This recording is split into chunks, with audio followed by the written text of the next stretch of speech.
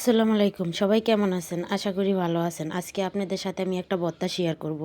তো ফেওয়া মাছের শুটকি দিয়ে আমাদের এদিকে এইভাবে সিদ্ধ করে ভর্তা করে।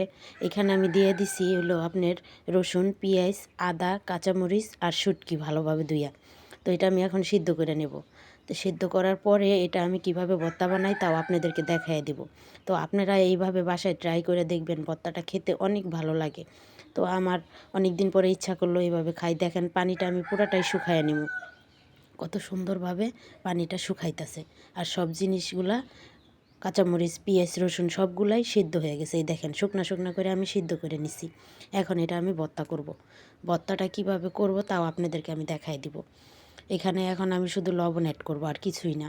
এই যে দেখেন পুরাটা আমি বাটনার মধ্যে ঢাইলা নিতেছি। এবার এই বাটনার ভিতরে আমি বাটনা দিয়ে বেটে নেব।